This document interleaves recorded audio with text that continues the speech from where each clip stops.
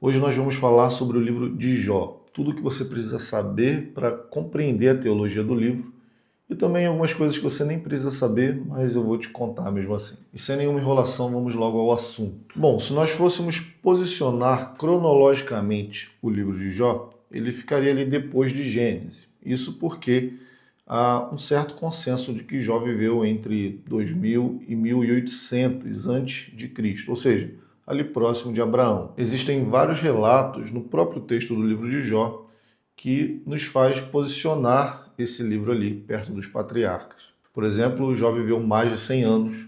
A riqueza de Jó era medida na quantidade de animais que ele tinha e também na quantidade de servos. A invasão dos sabeus e dos caldeus, que é mencionada no capítulo 1, no versículo 15 e 17, aconteceu por volta do segundo milênio antes de Cristo, além de muitos outros detalhes ali no texto que passam, obviamente, desapercebidos para o leitor comum. O autor do livro de Jó, embora ninguém saiba o nome, certamente ele era um israelita que teve acesso a um relato de um não israelita. Exatamente, Jó ele era monoteísta, mas ele não era israelita, ele não era filho de Abraão, de Jacó, certo? Ele era do Oriente. E antes de falar propriamente do texto que você tem aí em suas mãos, eu já vou te contar uma curiosidade. Existem vários relatos antigos, escritos, de homens que eram bons e justos, tal como descrito sobre Jó, mas que sofreram muitas angústias, muitos males da vida. Então, talvez o livro de Jó tenha sido inspirado em algum ou em alguns desses escritos, ou não, pode ser que esses escritos também tenham se baseado em Jó. Acontece que o texto de Jó é mais recente que alguns desses outros textos encontrados. Recente, é claro, é modo de dizer, né? É dito que o texto foi escrito por volta do século 8 a.C. Ou seja, você tem uma história que remete ao segundo milênio antes de Cristo, mas que foi escrita alguns séculos depois. Bom, de todo modo, o que é interessante notar aqui é que parece ter existido esse homem que foi justo, que foi bom e que sofreu muito injustamente.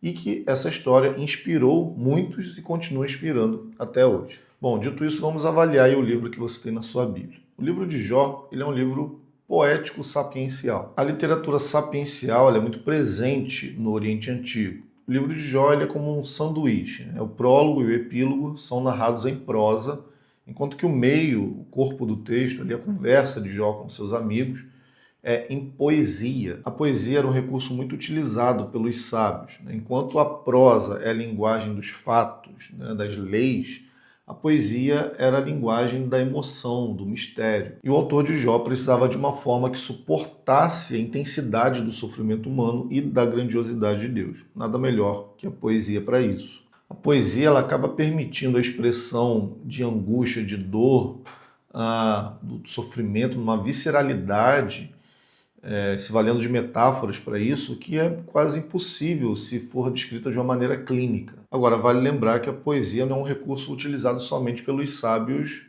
bíblicos, israelitas. Você tem, até separei aqui, você tem a Odisseia de Homero e a Ilíada, são textos, obviamente, muito conhecidos, clássicos aí da humanidade, que são em formato de poesia. Agora, a poesia hebraica ela é um tanto quanto diferente. A poesia bíblica ela não é baseada em rimas de som, mas é como se ela fosse baseada em rimas de pensamento, que é o que é chamado paralelismo. Brevemente explicado, é o seguinte: uma ideia é apresentada em um verso, e no verso seguinte ela é ou expandida, ou reforçada, ou contrastada. Isso cria um ritmo meditativo que obriga o leitor a parar e refletir sobre o que ele leu, ou o que ouviu. Bom, agora vamos falar um pouco sobre a intenção do livro. Os livros sapienciais, eles devem ser lidos de uma maneira bem diferente da Torá e dos profetas, porque a tradição sapiencial ela fica mais à vontade com paradoxos, com mistérios, Questões, por exemplo, como por que pessoas boas sofrem, ou porque pessoas más muitas vezes usufruem de coisas boas da vida, ou porque a vida parece não ter sentido. Essas questões são deixadas na mesa e muitas vezes sem resposta nenhuma. E provavelmente os sábios que escreveram o livro de Jó, ou o sábio que escreveu o livro de Jó, escreveu para contrastar essa ideia da teologia da retribuição, de que se você for bom, você sempre comerá do melhor dessa terra, e se você for mal, você vai sofrer bastante aí com a sua injustiça. É óbvio que isso é verdade também, mas nem sempre as coisas acontecem assim. Você vê, por exemplo, nos escritos atribuídos a Salomão, né, ele dizer: olha, olhei e vi que nem sempre os velozes vencem a corrida, nem sempre os fortes vencem a batalha, nem sempre os sábios enriquecem. No caso de Jó, Jó era um homem bom, íntegro, reto, temente a Deus, se desviava do mal.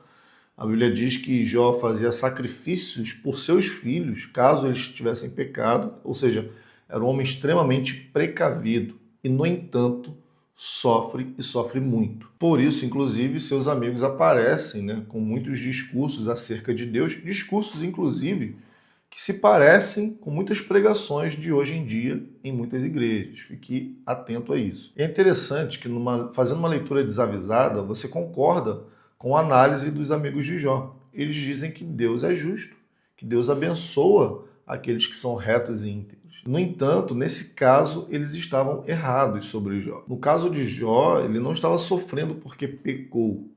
Talvez até ao contrário, ele estava sofrendo por ser bom. É importante nós observarmos nós mesmos, na nossa relação de comunidade, como a gente valoriza, por vezes, pessoas que têm um alto poder aquisitivo ou um alto poder e status social, como se essa pessoa fosse abençoada por Deus por ter o que tem.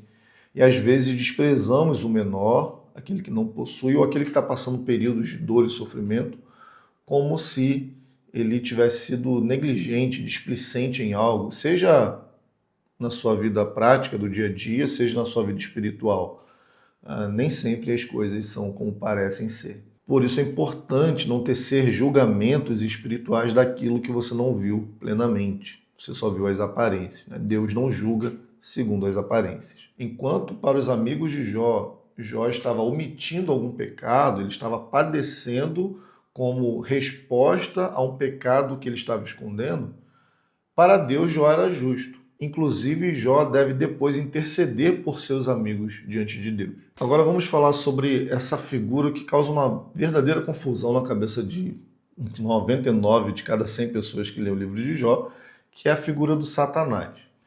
Poxa, como assim Satanás rodou a terra e foi lá até Deus, tem esse acesso livre a Deus, e foi lá acusar Jó, né? O que está acontecendo aí? Como é que Deus tem essa conversa aí até amistosa com Satanás e permite ele fazer as coisas? Claro que você pode acreditar que na figura de Satanás como sendo uma figura literal, né? O diabo fisicamente esteve lá no céu, conversou com Deus, né? Bateu esse papo aí, mas eu devo te dizer que o termo hebraico original referente ali a Satanás é Ha-Satan, e ele é um artigo definido. Ele não significa propriamente o nome de uma pessoa, mas é uma função, é um título. E a função é o acusador. De modo que ele poderia fazer parte ali do conselho divino, né? Os filhos de Deus, como o promotor, o acusador, o adversário. É até interessante olhar por esse óculo, porque Jó diz assim: eu sei que meu advogado vive.